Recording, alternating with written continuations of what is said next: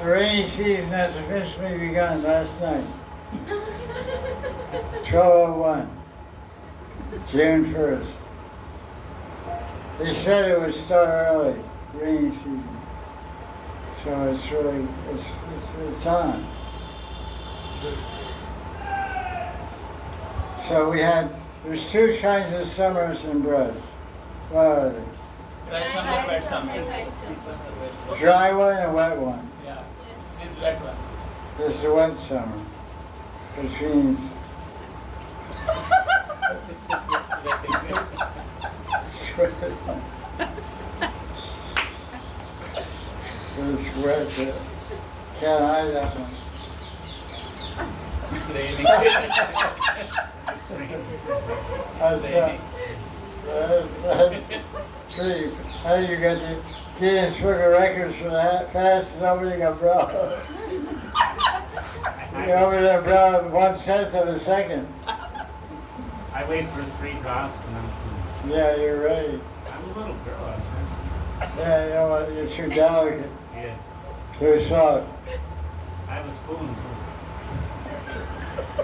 Okay, so this is Sunday Satsang, June 1st, 2025. So we have a question from Ned that I got already. Someone asked me, they asked about comparison of the path of yoga and bhakti. They said in yoga, yoga path, we have some control over our life, we have some independence, but in bhakti you give your independence, and so what is this? It seems like you become reduced to nothing, without your independence. So I said to the person, I sent him an email, I said, you're a fool. I said, what independence do you have? So I found a commentary here in Bhakti Sandarbha on Anushade 236, which talks about Sharanagati, very elaborate description of the 6 limbs of Sharanagati, which we briefly mentioned during class on Bhakti Ocean Sankalpa. So here he addresses this conception of independence, which is Fake. not there. Okay, let's see what we got here.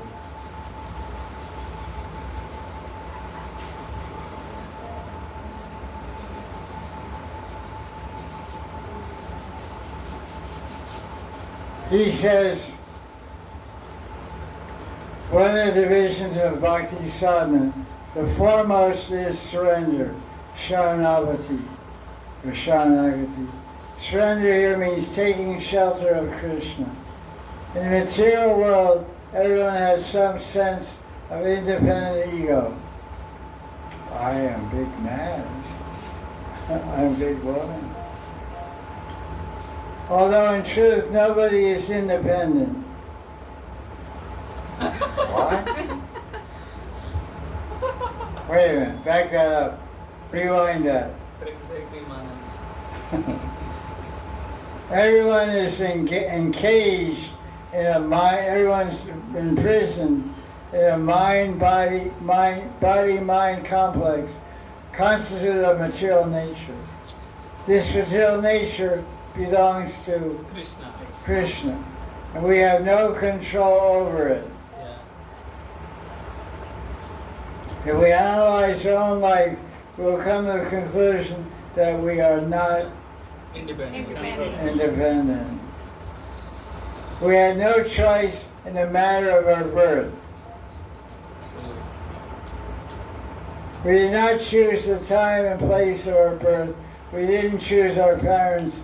We didn't choose our gender, our physical traits, or our abilities. Nor do we have any control over our death. We can die anytime, anywhere, any situation. Logically, it is argued that what is without existence, both in the beginning and at the end, is also non-existent in the middle. So we had no choice regarding our beginning, birth, and no choice or control over our death.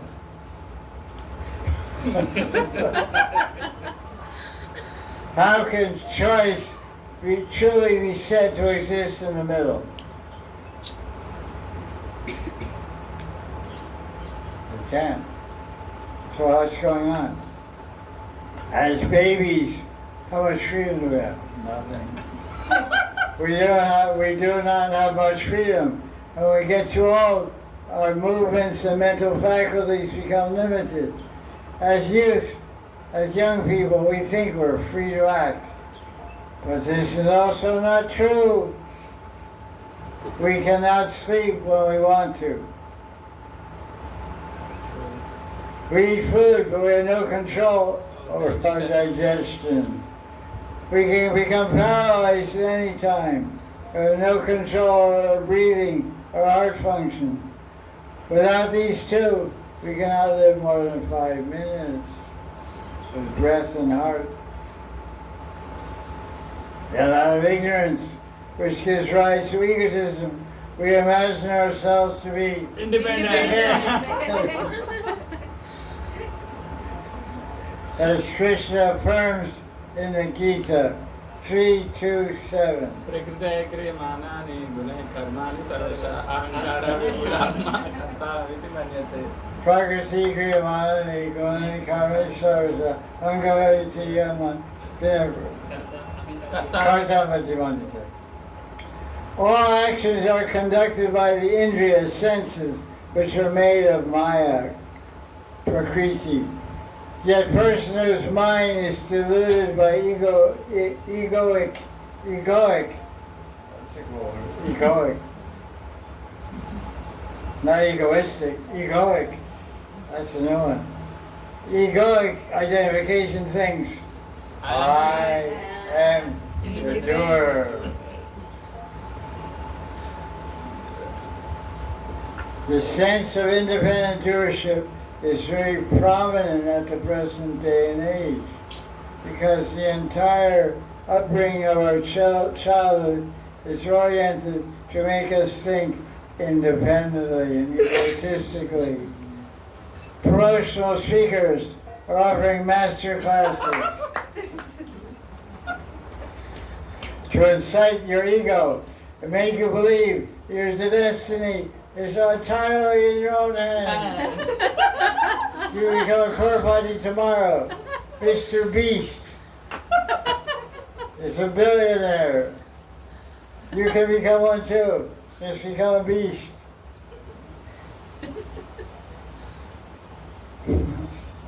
There is no other power beyond our own mind and will. Yeah. These are all anti-devotional ideas that are easily proliferated and very popular because they're very soothing to our egos. I can do it, I can conquer, I can become big, bigger, biggest. Dr. Frog.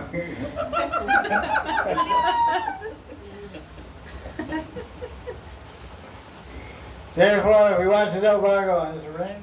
Yes, good. Okay, rain sheet number 2, second day. Someone told you it's going to start June 1st. They're right. You got a pendulum, you're predicting the future. You swing your iPods, you know. I feel very sleepy. No, I know that. I see that.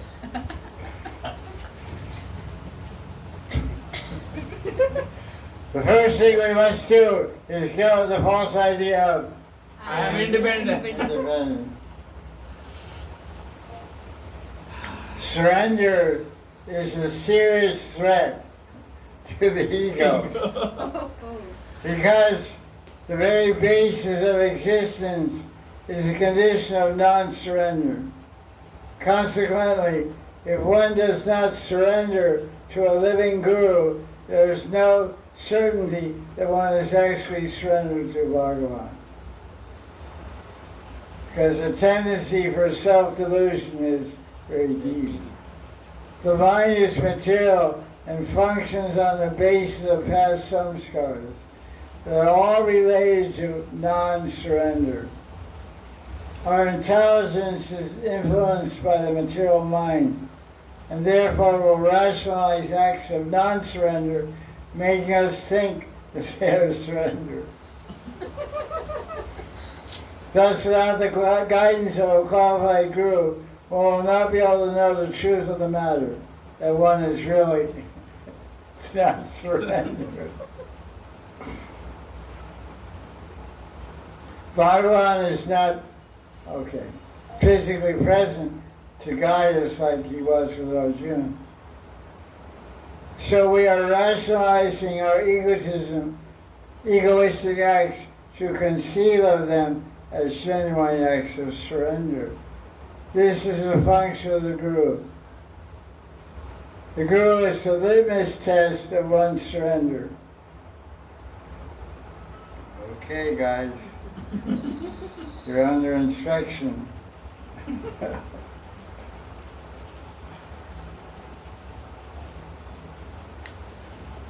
Okay. That's about it. I just want to mention that. So, what other questions do we have? Questions? No, you want to go play in the rain or what?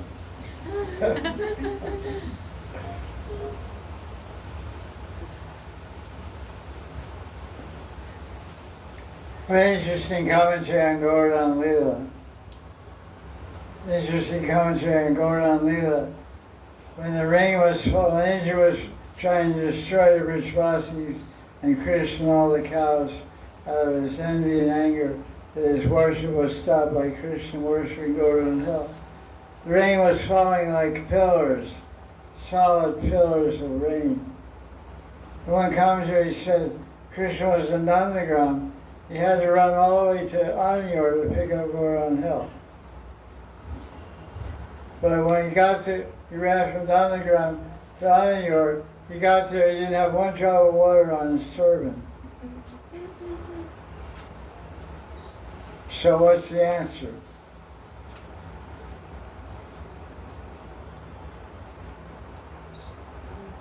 The answer is Krishna ran between the raindrops.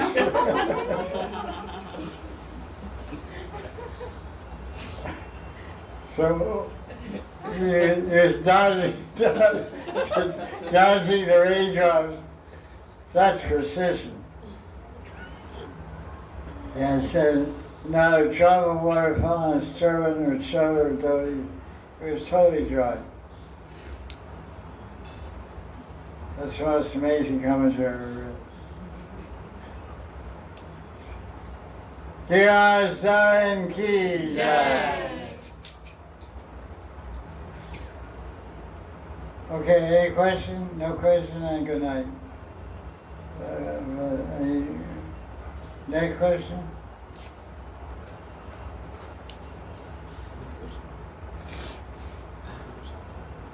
No? Okay, good. Go ahead now. Gurudev, talking about Vaishnava dealings and all, you said once, many times you mentioned this point, sadhu samatsu, like we should get the approval from Guru and also from sadhus. So to do what? To eat Mahaprasad or what? No, not eating anything. You told like in future whatever you have to do. Sadhu samatsu you said. So well, generally the term is used before one becomes a guru. You should have sadhu samatsu. You should have the approval of his guru and the honor of his guru and a confirmation from other saintly person that the person should become a guru. It's called sadhu samatsu. Other saintly people in this regard only Guru. Other saintly people we hardly meet, or we have only association of Guru and mostly our God brothers and God sisters. So that's good.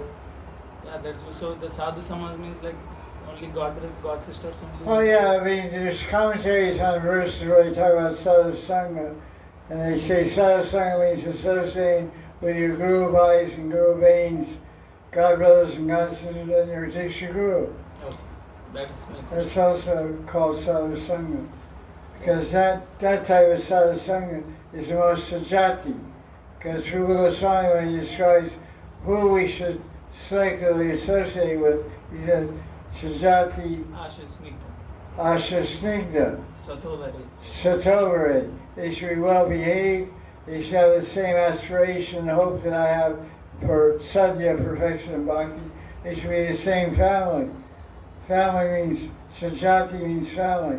If I'm Nityananda Parivar Gaudiya Vaisnava, it's best for me to associate with Nityananda Parivar Gaudiya Vaisnava. If I'm in Advaita Parivar, it's best to associate with Advaita Parivar Gaudiya Vaisnava. Like this.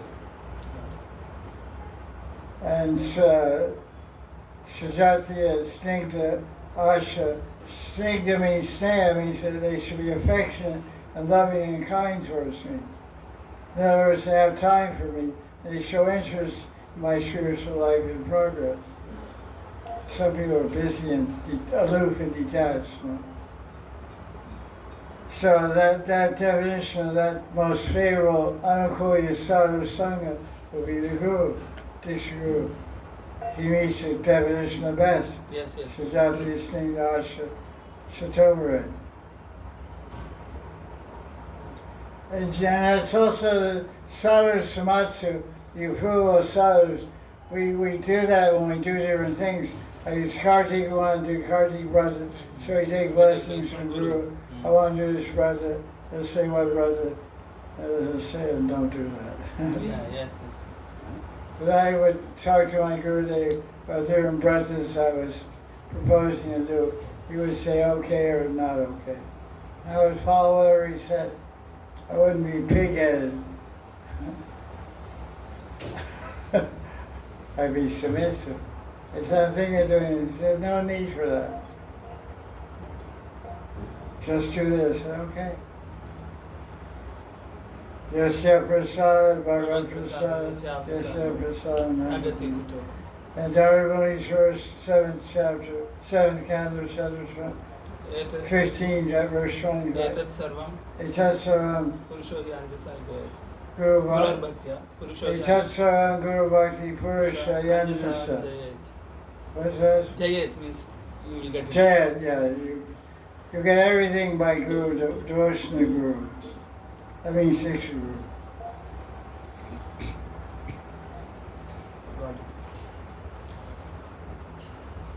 Any other questions? Jai Shri Krishna.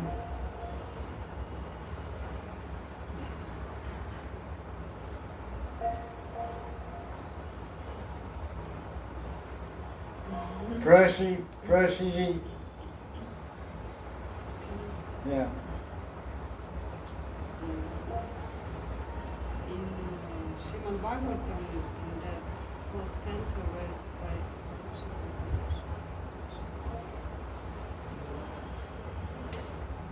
so it's written that this universe or this place, it's like place of envy. So even in heaven, in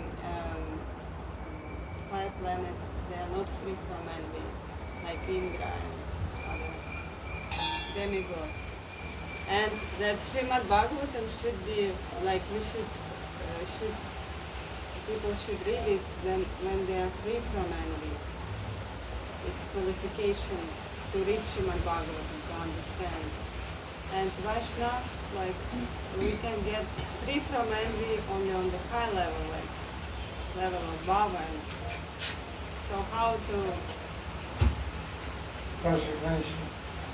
understand? I have no idea of it. Bhagavatam is for those who are free from envy. Nirmat Saranam Satam. Yeah. And this place is full of envy. Up to Brahmaloka, everywhere is envy. So are we qualified to study Bhagavatam? But how to relate it? Because we will only get free from envy and Bhava from Okay, good question. The question is asked. The Bhagavatam you're reading is describes what's the adhikar, what's the qualification of someone who can read this book and get benefit. So verse there. Paramo Nirmat Saranam Satam. Paramo Nirmat Saranam Satam. The saint wants to be saintly and free from envy. So everywhere in the universe someone is showing some envious tendencies. Indra in the heavenly planet, he's envious of some other king. So envy is part and parcel of material energy. Everywhere envy is found, all these contaminations are there in the material world. So how can we, what is it? Are we qualified to study? How are we, we're also victims of envy. How are we qualified? The qualification is that we accept the reality of Bhagavan and we want to learn about him. That much envy we don't have.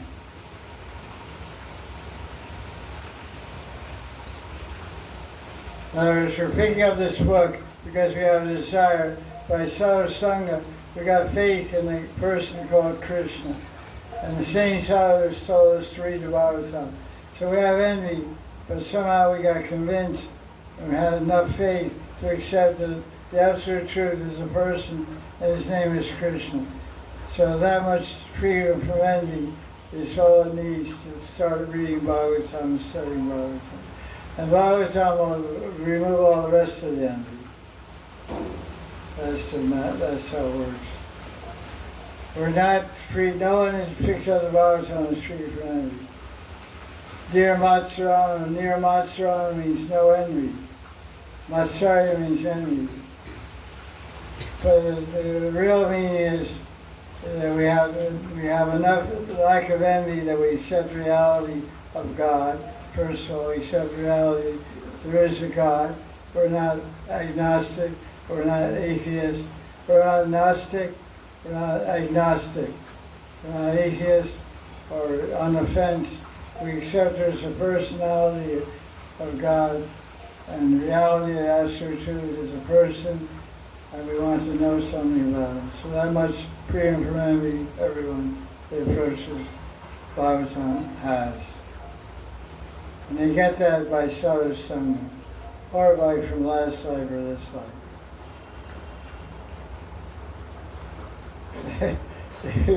If fear for envy, we all should walk off the veranda now. Just see the Bhagavatam will be here, nobody else will be here. Bhagavatam will be pretty lonely. Bhagavad sometimes will be empty. Big pond, big advertisement, nobody comes. Even the speaker can't come. These envious other Bhagavatam speakers. They have bigger ashram than he does. They have a bigger car. Get more pay. So, everything is in degree. It's okay to be envious, we don't mind. We still like you. We can relate to you. We have it also. Don't feel bad. You're in good company. There's a little envy hiding behind every box. Oh, she's a bigger Tavasi than me, you know. They think, oh, they wear Cobans. I don't. I want to wear Cobans too, but I don't know. Maybe it's not right.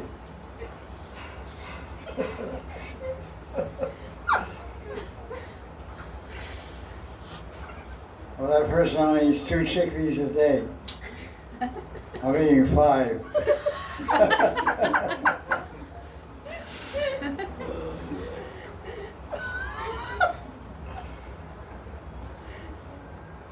Envy comes in many forms. Any other question? You know, you're going to raise your hand and shut your nose. What? You. You raise your hand and shut your nose.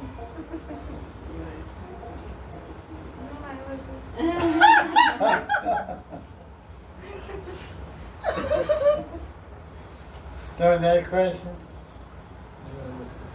Okay. Jaya Jaya Sri Radhe.